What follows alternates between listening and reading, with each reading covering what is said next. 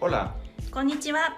bienvenidos a Mex Japón, un podcast desde la Embajada de México en Japón, en donde hablaremos sobre nuestros dos países, su historia, su actualidad, los mexicanos aquí, los japoneses allá y muchos otros temas sobre México y Japón.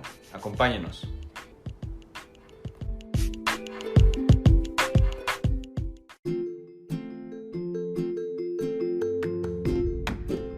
Hola, bienvenidos a otro episodio de Mex Japón, el podcast desde la Embajada de México en Japón. Yo soy Valeria Solís, en la sección de Diplomacia Cultural y Digital. Gracias por escucharnos. El doctor Alfonso Garduñe Arzabe es un antropólogo mexicano que vive en Japón desde hace 9 años y ya nos contará cómo llegó a este país y concretamente a Osaka, en donde reside actualmente. Le agradecemos al doctor Garduño que nos acompañe hoy para platicarnos sobre su carrera y sus experiencias como antropólogo, así como las oportunidades de investigación y cultura que como mexicano ha detectado en Japón. Para conocerlo mejor, les platicamos que Alfonso es originario de la Ciudad de México y es licenciado en Arqueología por la ENA. Tiene otra licenciatura en Historia por la UNAM, en donde también obtuvo la maestría y el doctorado en Estudios Mesoamericanos. Tiene un postdoctorado en Historia del Arte en el Instituto de Investigaciones Estéticas de la UNAM y ha tenido estancias de investigación en la Universidad Autónoma de Madrid, España, y la Universidad de Sofía en Tokio. Desde 2006 es asesor científico de History Channel, miembro científico del Ministerio de Cultura de España desde 2007, miembro del proyecto Pintura Mural Teotihuacana desde 2008 por parte del Instituto de Investigaciones Estéticas de la UNAM, y profesor titular de las asignaturas de Arte Mesoamericano y Andino Paleolítico y Neolítico de la Universidad del Claustro de Sor Juana, así como profesor titular de las asignaturas de Arte Prehispánico y Cultura Náhuatl en el Instituto Cultural Helénico. Es investigador invitado de la Universidad de Kioto, Japón, desde 2017. Te agradecemos, Alfonso, estar con nosotros hoy para platicarnos sobre tus experiencias en Japón. Para comenzar... Perdón. No, adelante. Bienvenido. Al contrario, muchísimas gracias por la invitación. Primero, obviamente, gracias por su gentileza y por el espacio. Muy amables. Para comenzar, cuéntanos, Alfonso, ¿cómo inició tu interés en la antropología, la historia de México y el arte mesoamericano? Bueno, mira, pues todo comenzó cuando era niño y mi familia y yo vivíamos en la casa de mi abuela materna, ¿no? Que tenía una casa enorme, muy grande, con un gran jardín y un corral. Todo esto en mi natal Azcapotzalco, en el Distrito Federal. Entonces, pues cada vez que se hacía una excavación para alguna planta, para trasplantar cualquier cosa o para hacer un agujero para la composta, por ejemplo, pues nos encontrábamos con cosas porque, bueno, después me enteré que la casa de mi abuela estaba sobre una zona arqueológica. Entonces, a partir de ese momento, pues imagínate para mí la gran emoción de encontrar cerámica, encontrar huesos, encontrar un montón de cosas y bueno, pues eso me fascinó. Me intrigó desde que yo tenía, no sé, 8 años, 9 años y empecé a buscar del por qué ahí abajo de la casa de mi abuela, pues encontrábamos esas cosas. Entonces, fue como empecé a indagar en la biblioteca, empecé a platicar con gente y bueno, pues me enteré de muchas cosas que realmente me empezaron a conmover, vaya, hasta los tuétanos de saber que abajo de la casa pues estaba una cultura muerta ahí abajo. Pues el hecho de redescubrir todo eso, pues fue obviamente un gran impacto que después obviamente me sirvió en mi carrera más adelante. Eso fue mi primer... ¡Wow! ¡Qué increíble! Y de ahí pues te encarreraste, ¿no? Ya sabías a una temprana edad lo que ibas a estudiar y tu perfil profesional. Me parece, la verdad es que es increíble, ¿no? Todavía poder hacer eso, recordar una infancia y jugar con cosas, bueno, descubrir cosas, ¿no? Con el mundo real. ¿Cuáles consideras que han sido tus principales influencias o inspiraciones en cuanto a antropología y arte mesoamericano? Pues mira, yo creo que, pues mira, para empezar, yo creo que tengo muchos motivos, obviamente, y de muchas causas, pero bueno, te voy a comentar solamente 3, para que más o menos te des una idea. La primera, pues, fue Teotihuacán, ¿no? La primera vez que me paré en Teotihuacán fue para mí emocionante, ¿no? La pintura, las esculturas, la arquitectura simplemente en Teotihuacán, que es una cosa monumental. Cualquiera que se para enfrente de las grandes pirámides del Sol y de la Luna y de la calzada de los muertos, obviamente, pues claro que obviamente pues te Eso como un impulso prácticamente de gran emoción para poder abordar esto, ¿no? Por otro lado, pues el Museo de Antropología, desde que yo era muy niño, igual, cuando estaba en la secundaria, yo recuerdo que me gustaba mucho visitar el Museo de Antropología. Iba solo, regularmente iba solo, porque a ninguno de mis amigos les gustaba ir conmigo, ¿no? Ni a mi papá ni a mi mamá. Entonces, pues yo era el único que me iba solo y estaba horas y horas y horas en las salas dibujando, porque bueno, pues otro de mis grandes pasiones es el dibujo y la pintura. Entonces, pues me iba a pintar, me iba a dibujar adentro de las salas del museo,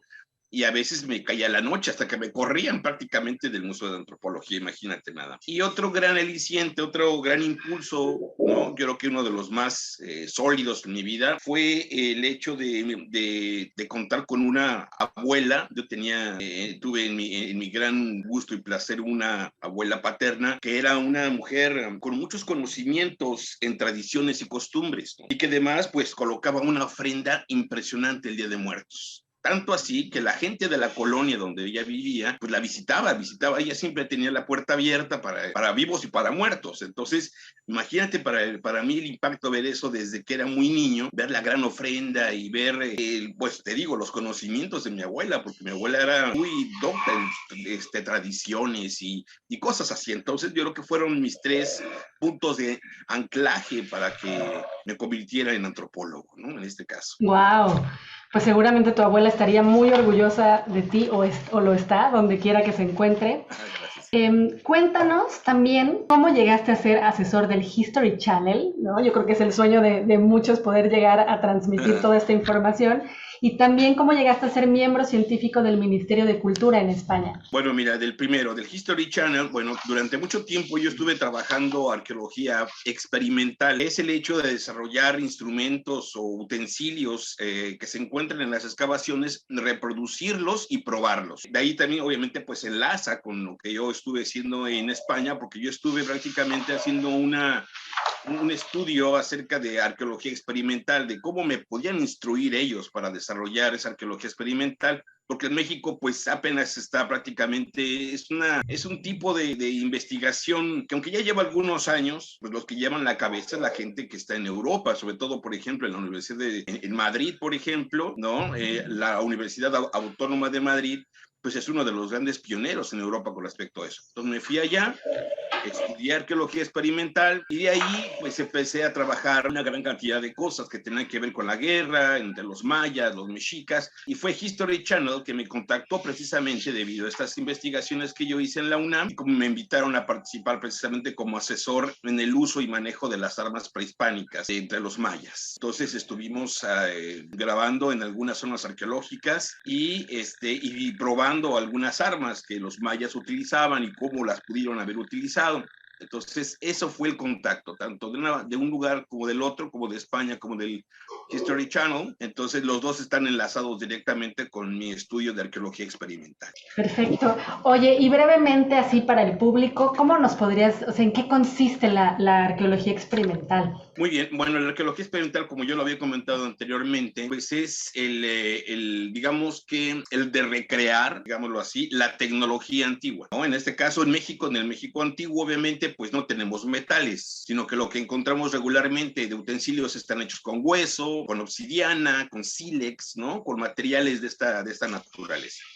Entonces, de ahí es el recrear estos instrumentos, por ejemplo, una punta de lanza, una punta de flecha, una raidera, que son instrumentos para la agricultura, y cómo a través del estudio de estas piezas, a través del estudio de esos instrumentos, ¿no? De cómo se tallaban, de cómo se pulían, ¿no? De cómo se les abrazaba con arena, etcétera, etcétera, ¿no? A partir de esos estudios que tú haces a nivel microscópico, por ejemplo, tú los puedes reproducir, ¿no? Hay gente que es experta, por ejemplo, en la talla de obsidiana o en la talla de sílex, sílex o de pedernal en México y que pueden reproducir perfectamente un instrumento tal y como se usaban hace 500 o 600 años. A partir de eso entramos los arqueólogos experimentales, que además, bueno, tenemos la necesidad de aprender cómo se tallan o cómo se hacen los instrumentos y probarlos, por ejemplo, ¿no? En este caso, si yo encuentro arqueológicamente un hueso con unas ciertas marcas, yo quisiera saber con qué se hicieron esas marcas de ese hueso. Bueno, pues yo reproduzco ese instrumento y veo microscópicamente las marcas y las comparo. Es como algo así como una cuestión de medicina forense, digámoslo así,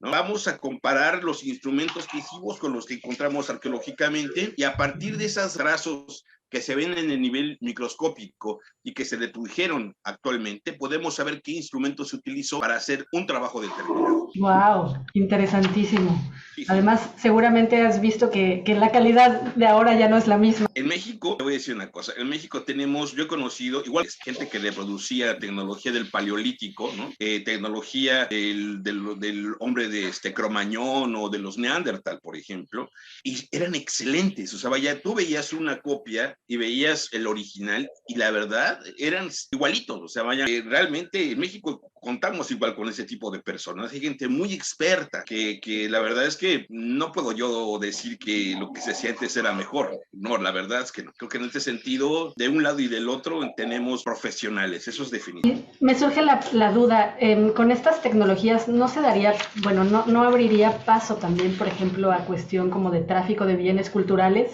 reproducciones. Se ha dado, sí, se ha dado de antemano, por ejemplo, en la venta, muchas de ellas ilegal, por ejemplo, de Christie's, ¿no? En estas de subasta. De subastas, ¿no? Que venden cerámica o que venden objetos prehispánicos. O no, cuando digo prehispánicos, no me refiero exclusivamente a Mesoamérica, o sea, a nuestro país y a parte de Guatemala, Belice. No. Me refiero a prácticamente a la zona andina, por ejemplo, también, ¿no? Esta zona donde es riquísima, Ecuador, por ejemplo. Bueno, pues estas piezas son extraídas ilegalmente y llevadas a venderlas. Pero cuando las analizan, cuando hay un experto que las analiza, se da cuenta que hay entre copias también y hay originales, o sea, vaya, se ha prestado también para ese tipo de cosas. Déjame decirte que la arqueología experimental no solamente es de instrumentos, también es de objetos, por ejemplo, tallas, ¿no? En piedra, o en jade, o en turquesa, o inclusive en cerámica, ¿no? También podemos considerarla como arqueología experimental. Wow, súper interesante, la verdad, todo lo que nos cuentas. Digo, yo no tenía idea y espero que el público también esté aprendiendo con todos nosotros. Ahora, Alfonso, cuéntanos cómo llegaste a Japón, ¿qué te trajo a este país?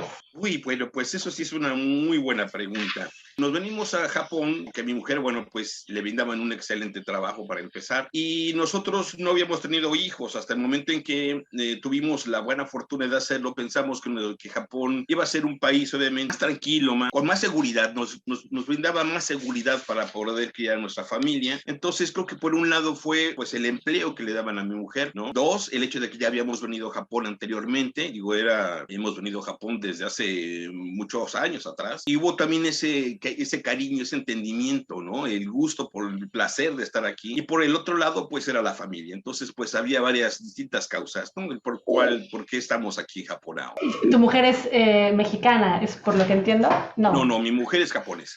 Ah, de acuerdo, digo también. Sí, somos mitad y mitad, aquí mis hijos son mitad y mitad. Y cuéntanos sobre tus primeras experiencias ya viviendo aquí, ya residiendo en Japón. ¿Cuáles han sido también los retos más difíciles que has tenido que enfrentar para establecerte, ¿no? Como arqueólogo también, desarrollar tu profesión. Mira, mis primeras experiencias como antropólogo e historiador aquí fue de descubrir una nueva, inexplorada para mí cultura, ¿no? Porque bueno, pues aunque nosotros podemos decir que la historia japonesa y la historia de México pues son diametralmente opuestas en muchas cosas, también son muy parecidas, y de ahí pues obviamente pues te nace esa pasión por conocer acerca de ellas, sobre todo del Japón antiguo, ¿no? Del Japón más tradicional, no del Japón moderno. Creo que el Japón moderno para mí es algo así. A mí, en lo personal, el Japón antiguo, el Japón de los shogunes y de los samuráis y sobre todo las cuestiones de corte tradicional, ¿no? Fue mi pasión, eso me apasionó muchísimo. Y creo que esto fue mi primer gran impresión, el conocer, el saber. Me iba a los templos, o todavía me sigo yendo a los templos, a los edificios antiguos, a los museos. Este país tiene una serie de museos impresionantes impresionantes. Y para nosotros, los antropólogos, que nos gusta la historia, por ejemplo, nos gusta la cultura, que somos partícipe de ella, obviamente, pues es una fascinación, porque bueno, pues, cuando tú vas a un museo de ciencias naturales, tampoco tiene que ser necesariamente un castillo, por ejemplo, que también son impresionantes, pero cuando vas a los museos de ciencias naturales, por ejemplo, en Tokio, pues es algo que no tenemos en nuestro país, desgraciadamente, aunque nuestro país es muy rico culturalmente, pero no ha habido el impulso suficiente para tener museos tan impresionantes como estos, ¿no? O simplemente el hecho de la protección que se tiene aquí en zonas, por ejemplo, que bueno, no son zonas arqueológicas, pero los complejos de templos, por ejemplo, ¿no? Muy limpios, muy pulcros, muy bien cuidados, que pueden tener 500, 600 años, pues claro que obviamente eso pues te emociona muchísimo, ¿no? Y es tu primer gran chispazo, ¿no? Y que te das aquí en Japón, o sea, en mi caso. Yo creo que tú podrías hacernos incluso algunas recomendaciones sobre los museos que no se deben de perder, ¿no? O algunas rutas sugeridas, ¿no? Ajá. Quizá más adelante podamos hablar un poco de ello y sería muy bueno que puedas compartir esto con los escuchas. Claro, mira, también quisiera agregar un poquito a esto. Yo creo que otra de mis grandes experiencias, por ejemplo, interesantes aquí, es que yo tuve la oportunidad de participar en algunos festivales, por ejemplo, como el de Nebuta Matsuri, por ejemplo, ¿no? Que se celebra en Aomori, que es el polo de mi mujer en el norte de Japón, y en el cual pues me dieron chance de jalar un carro alusivo, ¿no? Con una imagen del dios del fuego de 20 metros de altura, o sea, de hecho de papel y de una cosa fantástica. Entonces, para mí la emoción de integrarme a la cultura japonesa desde ese aspecto, ¿no? De poder estar en el festival, que es muy famoso en Japón, ¿no? Y de estar ahí participando codo a codo con los japoneses, la verdad fue una cosa maravillosa. Creo que también fue una de mis grandes experiencias. Oye, ya que mencionas al dios del fuego, ¿ves algunas similitudes o diferencias en cuanto al estudio de la antropología entre México y Japón? Por ejemplo, nosotros tenemos a Tlaloc, ¿no? Y también entre las artes mesoamericanas y las artes asiáticas antiguas. Bueno, mira, es una excelente pregunta, porque fíjate que aunque México y Japón históricamente y geográficamente son totalmente diferentes, somos opuestos en muchas cosas, no coincidimos culturalmente con los japoneses, creo yo, pero da el caso de que su cultura primaria, o sea, Japón antiguo, ¿no? Por ejemplo, el shintoísmo, por ejemplo, ¿no? Y las culturas mesoamericanas tienen una serie de creencias muy parecidas y muy semejantes. Que esta es una de las cosas más, de los motivos por los cuales podemos decir que la cultura japonesa y la cultura mexicana, en este caso la cultura prehispánica, indígena, tradicional, pues tienen un enlace, ¿no? Tienen una cierta conexión, una conectividad muy interesante, ¿no?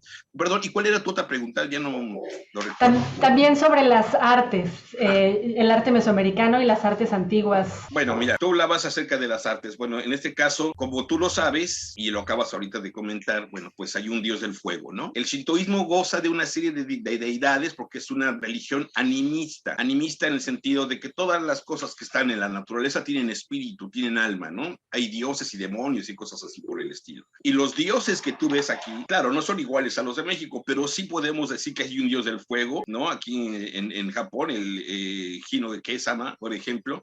Pues tenemos al Huehueteotl prehispánico, por ejemplo, ¿no? Y así puedes hacer una analogía tanto de una cultura como de la otra y te puedes dar cuenta de que hay una gran semejanza. En lo artístico, mira, por ejemplo, no sé hasta me viene a la mente, el color rojo en Mesoamérica es un elemento simbólico muy importante que está relacionado con la vida, con la naturaleza, con la realeza. Por eso es que muchas ciudades, por ejemplo, en el área maya eran de color rojo y también obviamente pues que destacaban ante el follaje de la selva. Y aquí en Japón, qué cosa más interesante que los templos regularmente son de color rojo, que el rojo también es un elemento simbólico muy importante en el shintoísmo. Entonces creo que podemos decir que de alguna manera sí llegan a encajar algunas cosas con las que tenemos en México y las que vemos en Japón. O sea, culturalmente, aunque son opuestas en el sentido de que son diferentes, no comparten muchas semejanzas, sí dentro de esa estructura antigua, tradicional, sí observamos esas características. temáticas. Podemos hacer una analogía,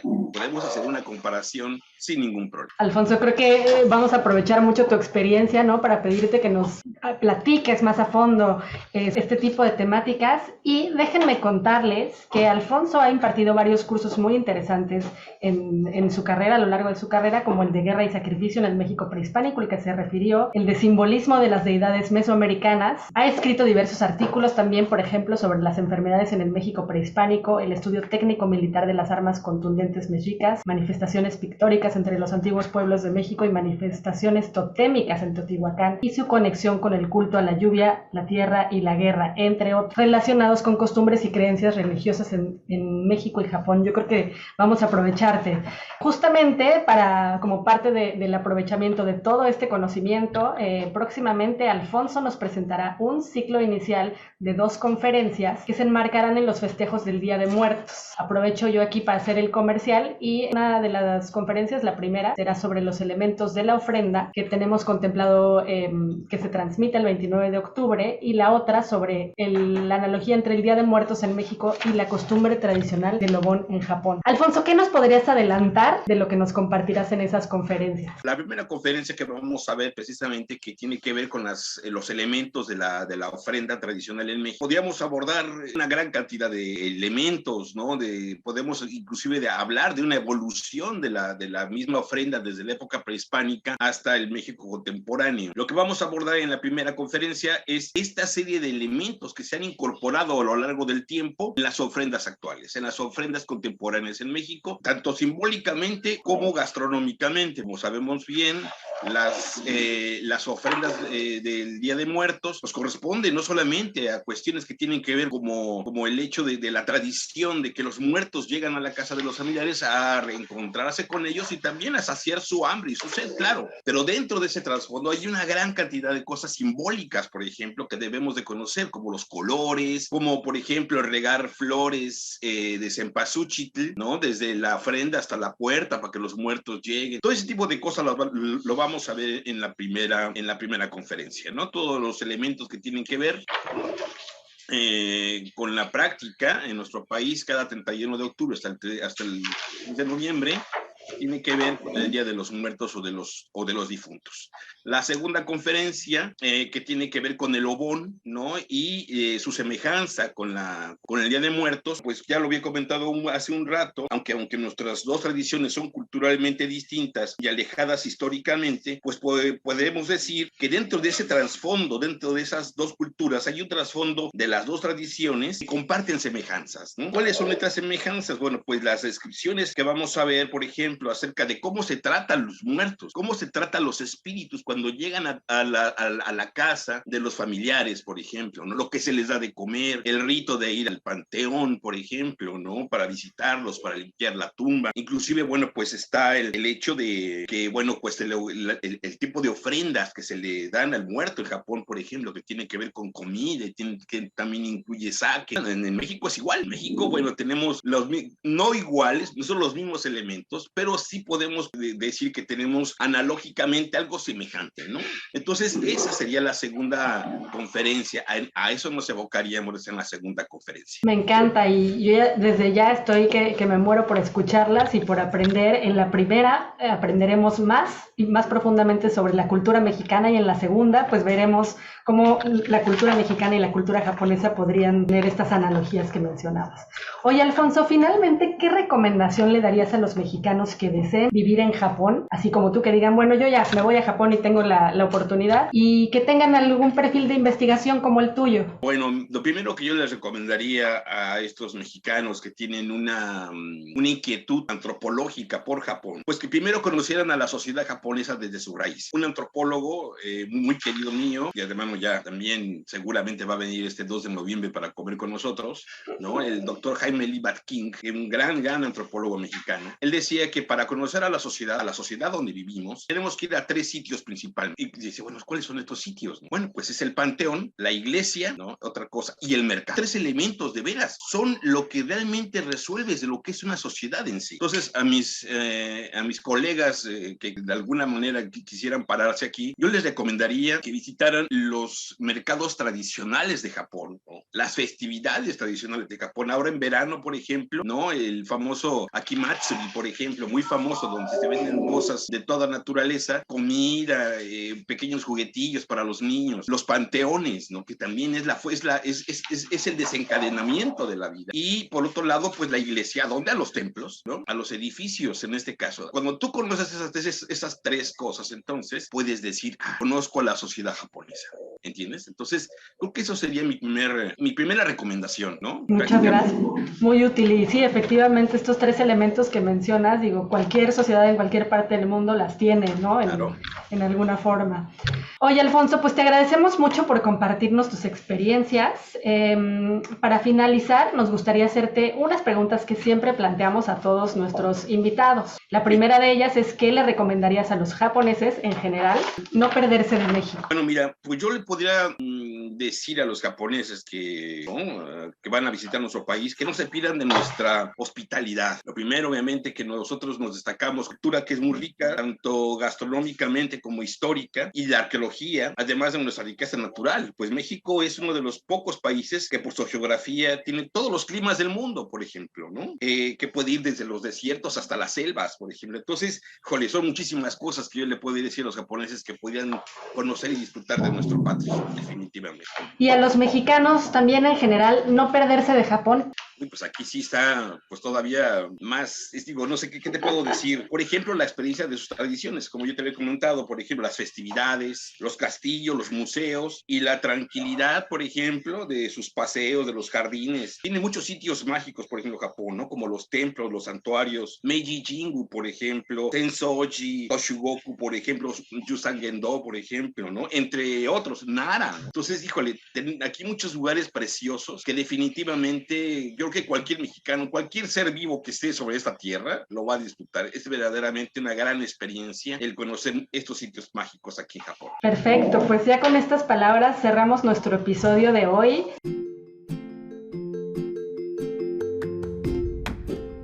Muchas gracias, Alfonso, y a todas las personas que nos escuchan y nos siguen por Spotify y YouTube.